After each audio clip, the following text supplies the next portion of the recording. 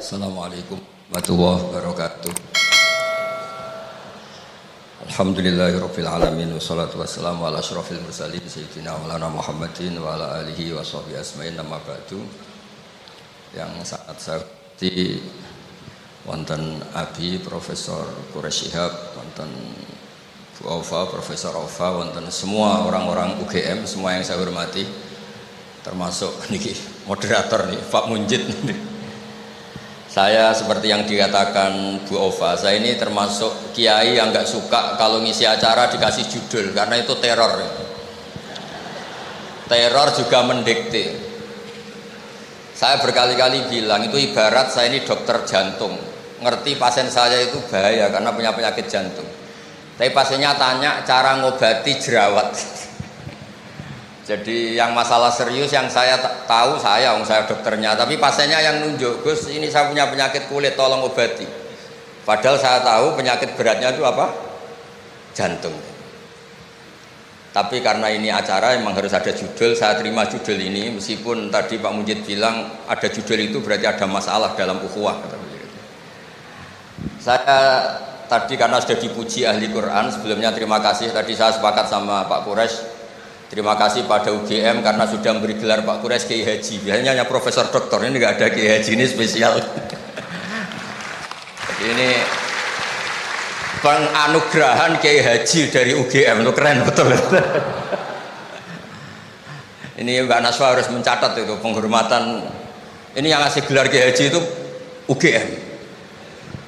Jadi karena nggak punya alumni yang jadi kiai, yang ngasih gelar orang lain gitu kira-kira. Begini masalah solusi ya. Saya punya sekian cerita, tadi sudah dipuji ahli Quran, saya cerita yang Quran saja.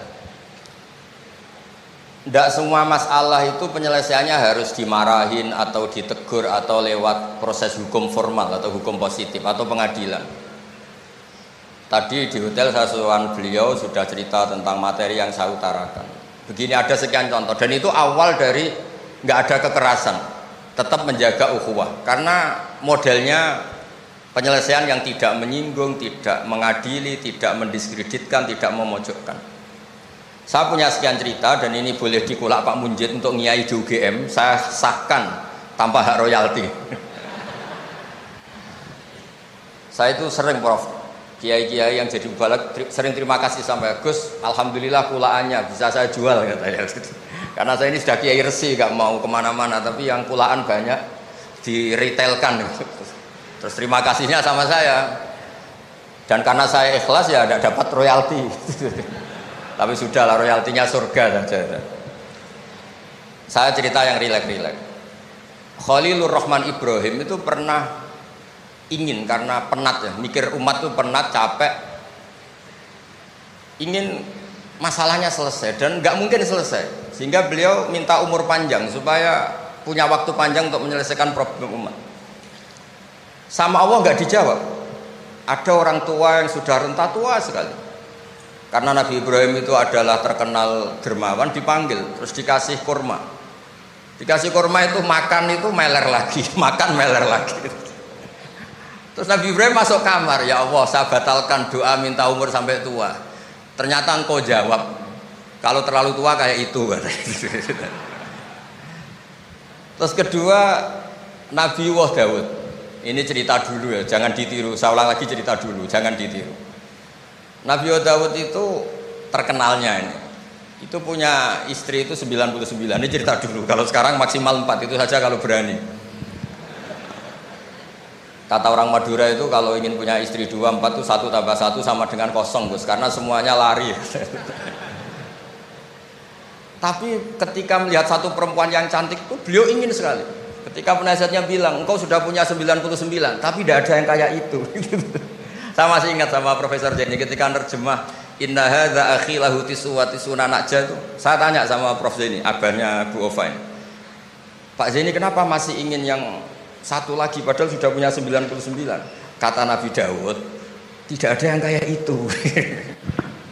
Terus saya guyon sama beliau, berani berargumentasi ini depan Bu Latifah, ya jangan, ini kata Nabi Daud, tidak kata saya.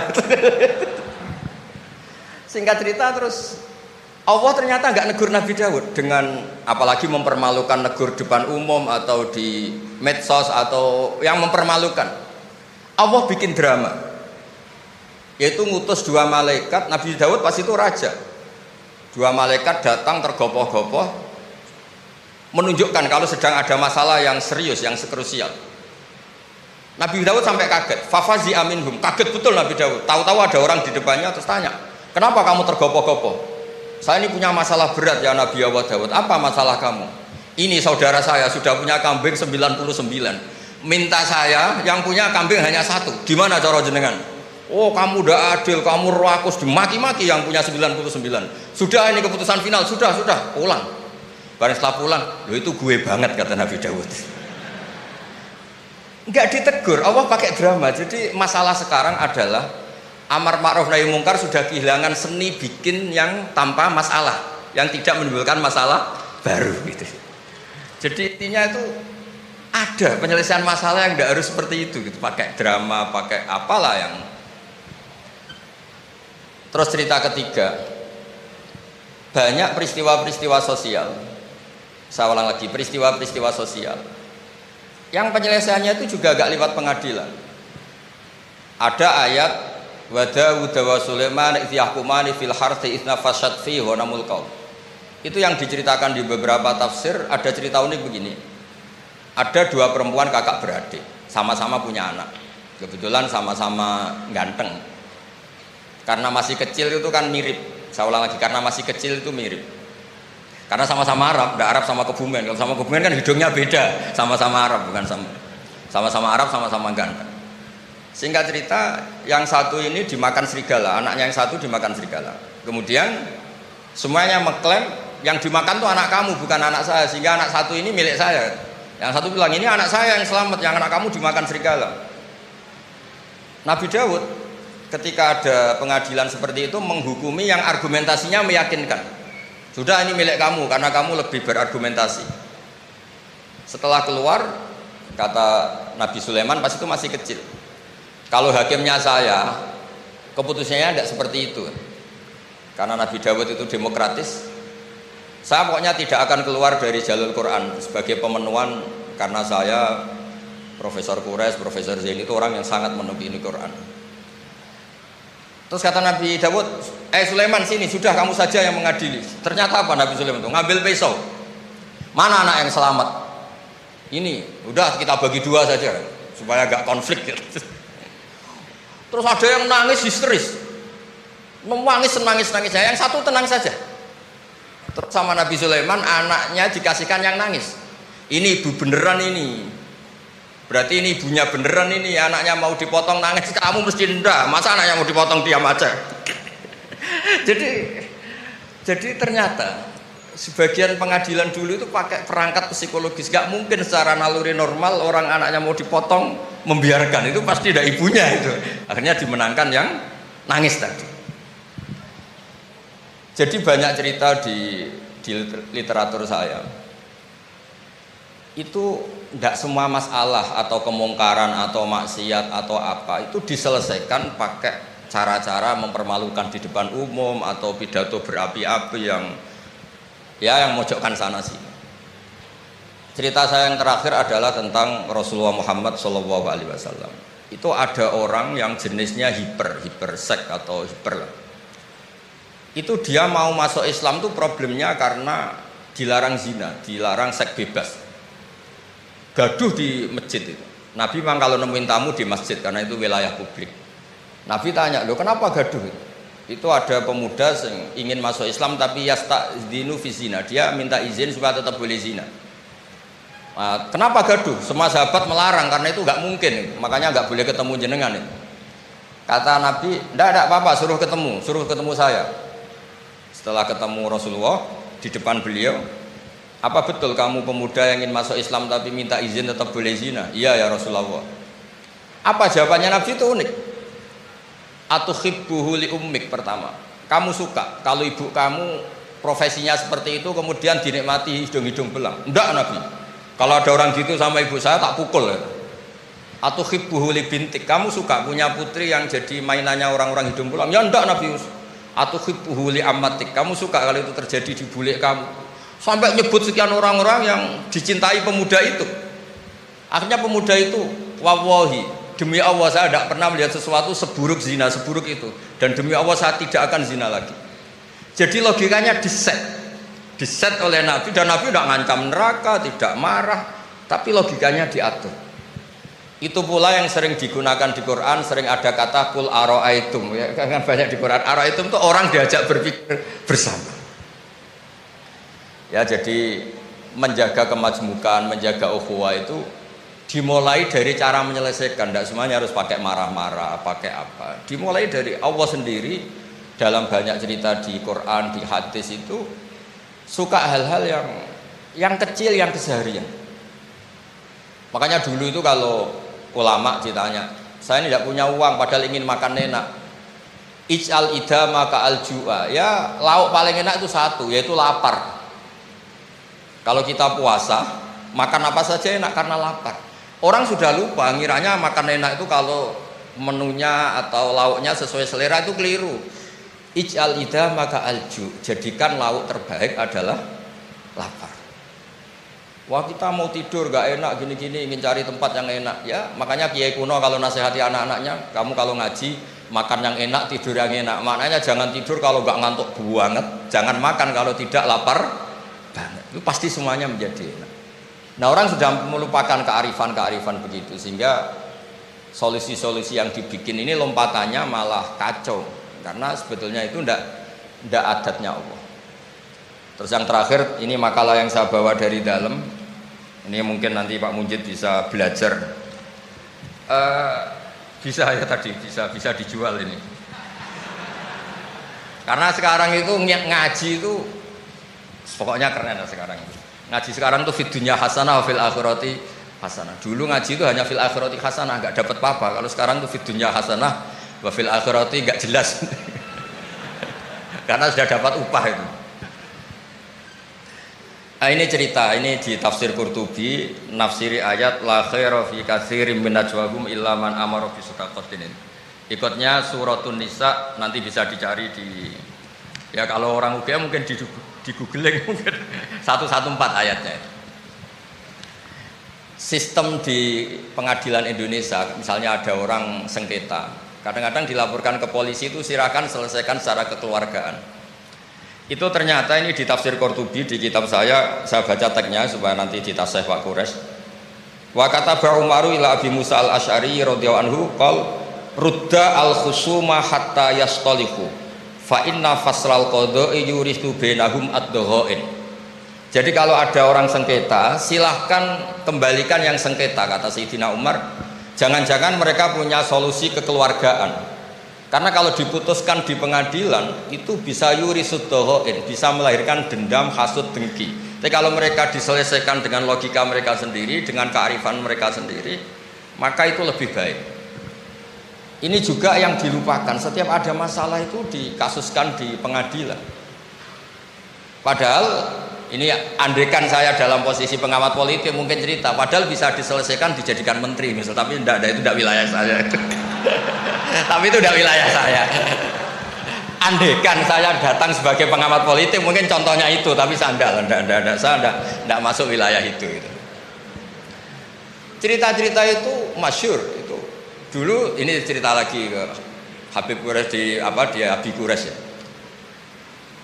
Pernah ada orang itu saking solehnya beli tanah. Mestinya beli tanah seisinya, lala tanah itu emasnya banyak. Setelah itu orang itu bilang, saya ini hanya beli tanah kok isinya emas banyak, ini gimana? Bilang sama penjualnya. Penjualnya nggak mau, enggak, saya jual tanah seisinya, emas itu milik kamu, enggak, saya beli tanah kok dapat emas. Itu dulu penyelesaiannya bilang, kamu punya anak putri, kamu punya anak laki, ya sudah besanan saja biar nggak kelio. Jadi dulu banyak cerita-cerita kearifan yang orang itu udah harus rame-rame di pengadilan. Ya tadi andaikan saya politik, mungkin contohnya nggak usah di MK lah, dimenterikan gitu. Bisa andaikan saya politikus. Tapi tidak lah, itu tidak wilayah saya. Jadi di antara kebaikan Islam, benan nas, bukan benal muslimin, bukan benal muslim wal kafir, benan nas. Kita rukun sesama non muslim itu juga ajaran Islam. La khaira fi katsirin min najwahum.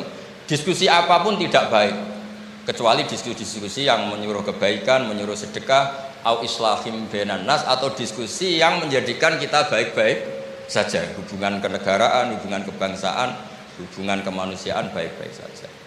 Sekian mukadimah saya, nanti ditambahi Abi Kures, Profesor Kures. Sekian, dan saya tidak salam dulu karena pasti provokatornya ini merovokasi lagi. Jadi kalau moderator itu kan bikin sesuatu indah. Ini jadi tidak indah. Masa orang sesantun saya dibilang harimau, itu kan kacau. Itu nggak bener itu. Karena kalau di Indonesia, oh ini negara nggak bener, kayak hukum rimba, yang kuat menang. Yang kuat itu kan harimau, wah, jadi masalah kan. Tapi saya maafkan karena di dunia kiai ini masih mu'alaf latihannya. Saya alhamdulillah orang-orang UGM memang sering ketemu saya dulu zaman Pak Panut. Ini ke rumah saya ganggu ya berkali-kali. Jadi ya enggak apa-apa, silahkan salah karena Allah Maha Pemaaf gitu. Monggo. Terima kasih banyak Gus Baha. Alhamdulillah ya. Salah satu di antara kelebihan Gus Baha, ini salah satu aja. Banyak sekali kelebihan, tapi salah satunya adalah beliau selalu bisa membawa agama menjadi lebih mudah difahami, menjadi lebih konkret dengan kita, dan menjadi lebih relevan dengan kehidupan kita. Beliau kalau menafsir selalu punya catatan-catatan. Kalau bagi banyak orang ini baik atau bahkan mutlak baik, beliau selalu ada kecualinya. Berhubungan dengan orang kaya baik, tapi ada catatannya. Berhubungan dengan orang yang miskin misalnya, oleh banyak orang dianggap tidak baik, tapi beliau bisa menunjukkan kelebihannya. Berhubungan dengan orang yang punya jabatan tinggi, beliau ada catatannya. Berhubungan dengan orang yang tidak punya jabatan, beliau ada catatannya. Sehingga ketika kita mempraktikkan agama itu selalu ada ruang-ruang untuk menafsir, untuk berpikir, dan tidak begitu saja ikuti tafsir yang hitam putih. Ini salah satu di antara kelebihan Gus Baha dalam semua apa yang beliau sampaikan. Nah, nanti silahkan Bapak Ibu teman-teman sekalian mempersiapkan pertanyaan yang terbaik. Sebelum itu kita akan minta kepada Profesor Kures Shihab untuk juga menyampaikan paparannya. Dan sebagai informasi Pak Kures, ini yang hadir pada hari ini bukan cuma mahasiswa yang muslim saja. Jadi beberapa mahasiswa yang non muslim pun ikut hadir, ikut mendengarkan Pak Kures dan Gus Baha. Ini kesempatan yang sangat istimewa. Silahkan Prof. Kures Shihab untuk menyampaikan. Bismillahirrahmanirrahim. Alhamdulillah. Wassalatu wassalamu ala Rasulillah wa ala alihi wa ashabihi wa man wala. Ibu Rektor yang saya hormati, saudara moderator, Pak Gus Baha, hadirin sekalian, Assalamualaikum warahmatullahi wabarakatuh.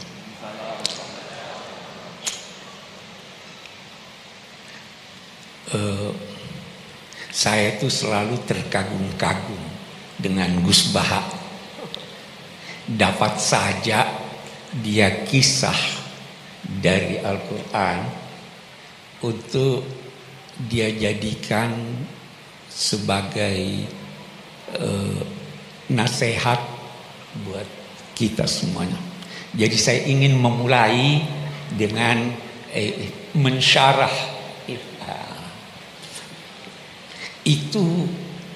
Dua orang berselisih, satu kaya raya, satu miskin.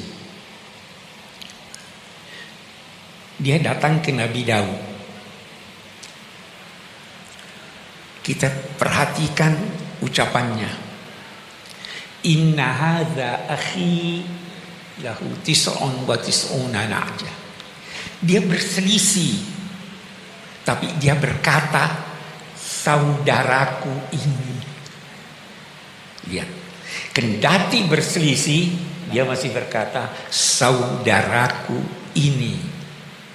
mempunyai 99 ekor kambing. Saya punya cuma satu. Dia mau yang satu itu juga dia ambil. Kita lihat lebih jauh. Nabi Daud begitu mendengar, dia lantas memberi putusan. Qad zalamaka bisu'ali na'jatik. Dia telah menganiaya kamu dengan menuntut dia punya yang satu itu. Kita lihat, benar tidak Nabi Daud ini? Tidak.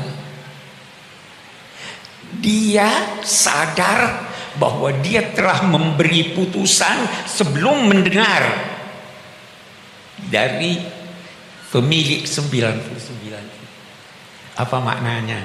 Jangan cepat-cepat beri putusan. Dengar dari seluruh pihak, baru beri putusan. Yang saya ingin katakan, kalau kita merujuk baik kepada kitab suci maupun kepada kearifan lokal, semua problema kita dapat terselesaikan dengan syarat kita menganggap yang tidak sependapat dengan kita adalah saudara kita, dan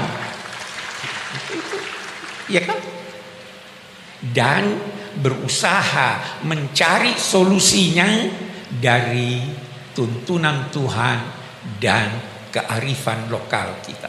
Dan itu sangat banyak. Ini saya kira satu yang saya ingin menjadi mukaddimah dari apapun namanya, untuk kita menghadapi ini, merawat ukhuwah.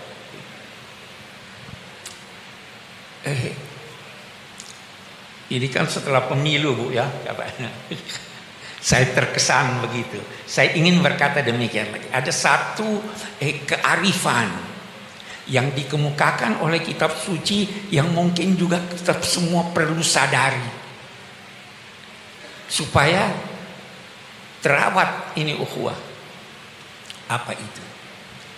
Nabi Muhammad sallallahu alaihi wasallam diperintahkan Allah untuk menyampaikan, untuk berucap dan menyampaikan, Qulillahumma malikal mulk tu'til mulka man tasha wa tanzi'ul mulka mimman tasha wa tu'izzu man tasha wa tudhillu man tasha biyadikal khair innaka ala kulli syai'in qadir tulijul laila fin nahar wa tulijun nahara fil lail wa tukhrijul hayya minal mayyit, dan seterusnya. Sampaikan, Allah pemilik kekuasaan. Dia yang memberi kekuasaan kepada siapa yang dia kehendaki. Dan dia mencabut, dia katakan mencabut. Kenapa dia katakan mencabut? Karena yang kuasa biasa tidak mau, kecuali dicabut. Mencabut kekuasaan dari apa yang dia kehendaki. Dia yang memuliakan, dia yang menghinakan. Tetapi ingat, di dalam genggaman Tuhan kebajikan itu, apa maknanya? Ikuti tuntunannya, pada akhirnya kamu mendapat kebajikan. Baru dia lanjutkan, sampaikan juga, wahai Tuhan, Engkau memasukkan malam di dalam siang, memasukkan siang juga di dalam malam. Engkau menghidupkan, mengeluarkan yang hidup dari yang mati, dan mengeluarkan yang mati dari yang hidup. Apa maknanya ini? Kata sementara pakar, inilah isyarat tentang teori dialektika. Jangan pernah menduga bahwa sesuatu yang sudah tidak ada harapan tidak mungkin muncul lagi, karena Tuhan menghidupkan dari yang mati. Ikuti saja tuntunan Allah. Nah, apa tuntunan Allah? Ini tadi sebagian yang dikemukakan. Usahakan islah, usahakan perdamaian, usahakan merawat persaudaraan. Oke. Kemudian Nabi bersabda, sebagaimana keadaan kamu, begitulah ditetapkan penguasa kamu. Kama takununa yuwalla alaikum. Hei, apapun, siapapun yang berkuasa, kekuasaannya bersumber dari Tuhan. Walaupun yang berkuasa itu menentang Tuhan. Itu Namrud, musuhnya Nabi Ibrahim, itu diberi kekuasaan oleh Tuhan. Tetapi ingat, dia yang memuliakan dan dia juga yang menghinakan, dia yang mencabut. Karena itu saya ingin berkata begini, apapun hasil akhir pemilu kita, apapun hasil akhirnya, apakah calon Anda yang menang atau dia yang kalah, ketahuilah bahwa itulah cermin dari masyarakat kita. Sebagaimana keadaan kamu, kalau Anda baik, maka itulah cermin kebaikan. Tapi kalau Anda anggap buruk, itulah cermin masyarakat kita.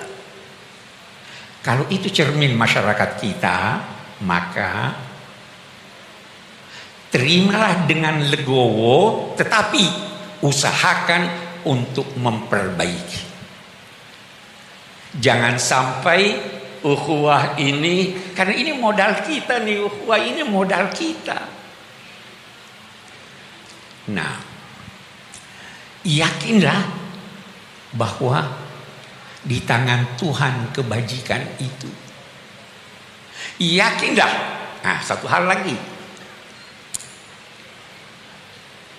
Kalau Anda tidak berhasil, Tuhan yang akan menetapkan buat Anda bantuannya. Yakin itu.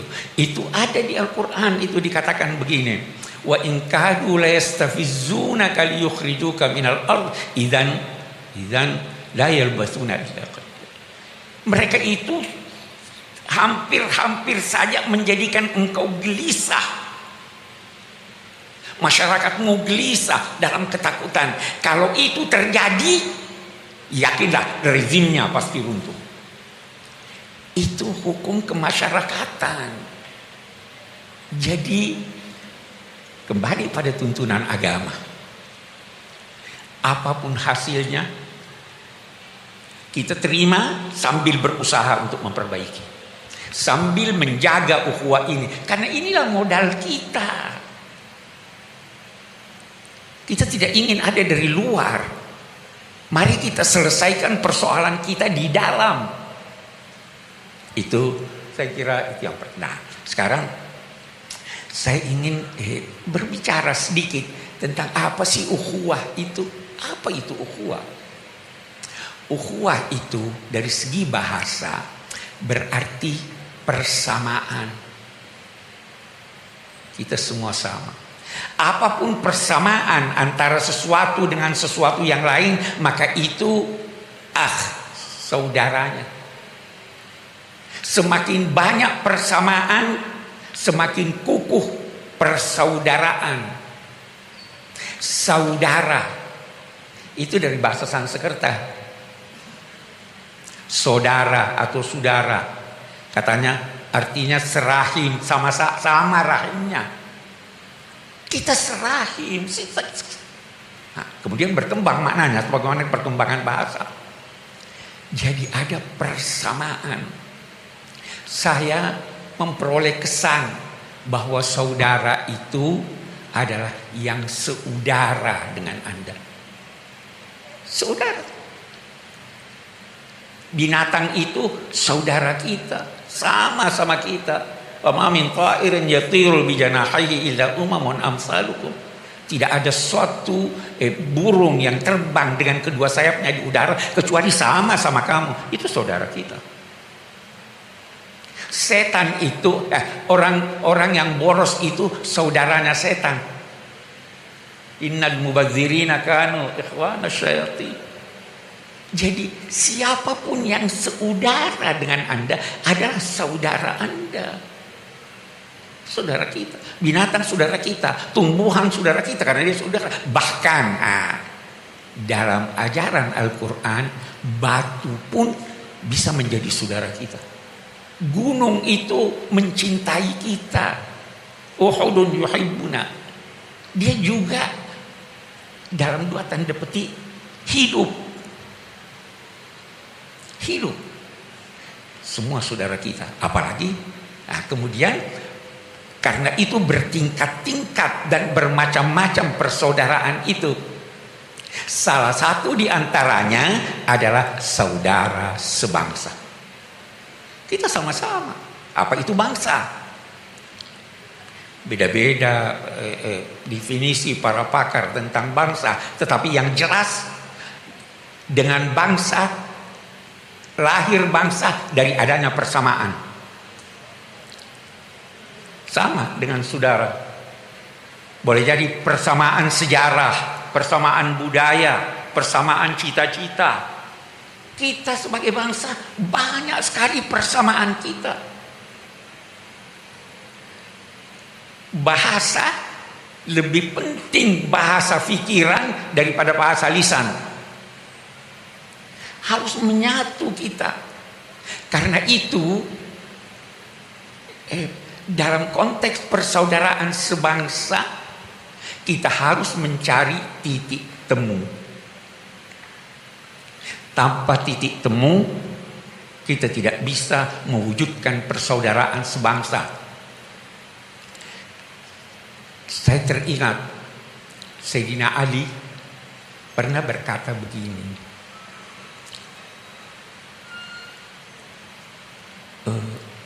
penyakitmu disebabkan olehmu. Obatnya ada di tanganmu, tapi engkau tidak sadari. Jangan sampai kita seperti itu. Penyakit kita disebabkan oleh kita sendiri. Obatnya ada di tangan kita, tapi kita abaikan obat itu. Saya kembali, kita punya titik temu. Sebagai bangsa, titik temu kita Pancasila. Ketuhanan yang Maha Esa. Itu titik. Bisa kita berbeda-beda penafsiran tentang apa arti ketuhanan yang Maha Esa. Bisa beda. Dalam Islam aja beda-beda itu. Tetapi kita percaya Tuhan. Bisa beda-beda kita dalam mengartikan Maha Esa itu apa. Tetapi kita percaya ada penguasa. Itu titik kita. Titik, Anda menulis kata dimulai dari titik. Apa yang Anda tulis terserah, asal mulai dari titik Tuhan. Kalau tidak mulai dari Tuhan, no. Itu kesepakatan kita. Anda mengakhiri kalimat dengan titik. Jangan pakai koma. Kalau begitu, Tuhan adalah pangkalan tempat bertolak dan pelabuhan tempat bersau. Kita berbeda, mari kita kembali kepada tuntunan Tuhan. Itu kesepakatan.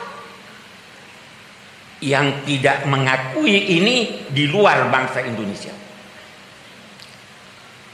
Kemudian ada kemanusiaan. Kesepakatan. Kemanusiaan itu mendahului keberagamaan. Mendahului keberagamaan. Anda mau pergi sholat Jumat, di tengah jalan ada orang yang ketabrak yang perlu ditolong. Apa Anda pergi sholat Jumat? Atau tolong ini? Anda mau sholat, mau berwudu, ada air. Kalau Anda pakai, ada yang mau minum yang kehausan. Jangankan manusia, anjing kehausan mau minum, Anda kasih dia minum atau gunakan untuk berwudu. Kemanusiaan itu tidak hanya tertuju pada manusia, tertuju kepada seluruh makhluk. Kita ada kerakyatan, ya kan? Persatuan dulu, kerakyatan. Saya itu merenung-renung tentang apa yang dirumuskan dan menjadi kesepakatan kita tentang kerakyatan yang dipimpin oleh hikmah kebijaksanaan dalam permusyawaratan perwakilan. Luar biasa, luar biasa. Tahu apa arti rakyat? Rakyat itu dari kata riayah, ra'in. Pengembala itu dinamai ra'i, yang memelihara, memberi makan, melindungi. Rakyat itu harus dipelihara, dilindungi, dijaga. Itu kerakyatan. Dipimpin hikmah. Tahu apa itu hikmah? Hikmah itu terambil dari akar kata yang berarti kendali. Hikmah itu sinonim dengan siasat. Siasat itu terambil dari kata ya susu sais. Dalam bahasa Indonesia ada sais. Delman, pengemudi. Yang bersiasat harus menjadi seperti pengemudi. Apa syaratnya? Dia harus kenal fungsi-fungsi dari kendaraan yang dia akan gunakan. Dia harus tahu ini rem, ini apa namanya, dan sebagainya, ini mesin. Kalau dia tidak tahu, tidak boleh dong mengemudi. Ada lagi, bukan cuma tahu, punya pengalaman dalam hal itu. Anak kecil, anak saya tahu itu, ini rem, ini klakson, ini. Tapi dia tidak tahu menggunakannya, tidak boleh mengemudi. Ada lagi? Ada. Dia harus tahu jalan, dia harus tahu arah. Kalau dia tidak tahu arah, kemana kita mau pergi? Jangan bersiasat. Itu bukan hikmah. Ada lagi? Ada. Mengemudi itu ada seninya. Bukan asal, ya ada seninya. Ada lagi, satu lagi. Dan ini yang hilang dari kita. Apa itu? Akhlak. Mengemudi itu perlu akhlak. Jangan bunyikan klakson malam-malam. Jangan menyalip dari sebelah kiri. Ada akhlak. Nah, kerakyatan yang dipimpin oleh hikmah, oleh siasat yang syaratnya seperti ini. Baru dalam permusyawaratan. Musyawarah itu apa? Musyawarah itu pada mulanya berarti mengambil madu dari sarangnya. Siapapun yang menemukan madu itu milik bersama. Karena itu Nabi bersabda, orang beriman itu seperti lebah. Bagaimana lebah? Dia selalu berada di tempat yang bersih. Kalau dia hinggap di dahan, dia tidak merusak. Ya, lebah begitu. Kalau dia menemukan kuntum bunga, dia tidak ambil sendiri. Dia menari-nari panggil yang lain, mari bersama-sama mengambil. Dia tidak mengganggu yang tidak diganggunya. Tetapi kalau dia menyengat, sengatannya obat. Itulah musyawarah. Saya ingin kembali berkata bahwa sebenarnya problema kita, kalau kita punya problem, boleh jadi kita tidak tahu penyakit kita apa. Dan kalau kita tahu, kita lupa bahwa obatnya ada pada diri kita. Kembali deh ke Pancasila, laksanakan itu secara baik dan benar, problema kita akan terselesaikan. Oke, kita bisa panjang berdiskusi menyangkut ini. Terakhir yang saya ingin katakan, persaudaraan itu dimulai dari jangan. Merawat itu lebih penting dari mengobati. Kita mau rawat. Bagaimana merawat? Kalau dalam tuntunan agama, jangan. La yaskhar qaumun min qaum. Itu di surat Al-Hujurat kan? Jangan satu kaum menghina kaum yang lain. Jangan sekelompok perempuan menghina kelompok perempuan yang lain. Boleh jadi yang dihina, yang dilecehkan lebih baik dari dia. La yaghtab ba'dukum ba'dan. Jangan mengumpat. Semua jangan. Kalau Anda bisa menghindarkan apa yang tidak baik, itu terpelihara. Nanti kemudian itu baru memberi. Itu kan merawatnya begitu. Kita rawat itu. Tidak. Dan terakhir, bersaudara. Siapa sih, saya kembali? Saudara itu siapa? Saudara itu, puncak persaudaraan itu adalah memandang orang lain adalah diri Anda. Memandang orang lain adalah diri Anda. Anda mau yang terbaik buat Anda? Mau. Kalau begitu, itu orang itu saudara saya, itu saya, beri dia yang terbaik. Itulah puncak persaudaraan. Karena itu kalau terjadi selisih, itu di Al-Quran dikatakan orang bertakwa al-kaziminal ghaiz, menahan amarah. Boleh jadi masih ada dendam di dalam tapi ditahan. Lebih tinggi apa? Wal afina anin nas, memaafkan. Bukankah dia juga manusia seperti Anda? Bukankah kalau Anda bersalah Anda mau dimaafkan? Mau lebih tinggi? Wallahu yuhibbul muhsinin. Berbuat baik kepada orang yang bersalah. Itulah cara merawat ukhuwah. Tanpa itu terus ini begini, ini begitu. Dan pada akhirnya setelah kita berusaha, saya garis bawahi, berusaha sekuat kemampuan sambil memelihara modal utama ini, kalau Anda belum berhasil, yakinlah bahwa Tuhan akan turun tangan. Itu hukum kemasyarakatan yang dijelaskan oleh Al-Quran. Pasti. Karena apa? Setiap rezim ada ajalnya. Bukan cuma manusia yang punya ajal. Wali kulli ummatin ajal fa iza ja, dan seterusnya. Ada ajalnya.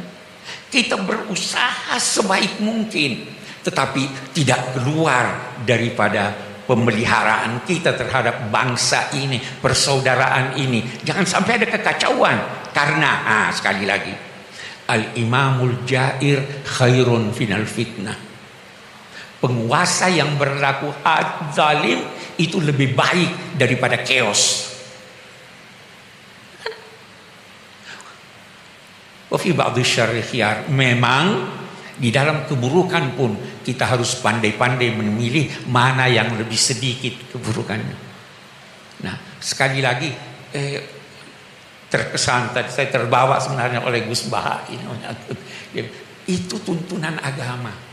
Dan itu yang harus kita pertahankan. Tetapi sekali lagi jangan salah paham bahwa kita berdiam diri. Kita berusaha sekuat tenaga. Tapi sesuai dengan tuntunan kitab suci, sesuai dengan kearifan lokal, dan terus mempertahankan persatuan bangsa, kesatuan kita serta persaudaraan kita sebagai sesama bangsa, sesama manusia, bahkan sesama makhluk Tuhan. Demikian. Assalamualaikum warahmatullahi wabarakatuh. Waalaikumsalam warahmatullahi wabarakatuh.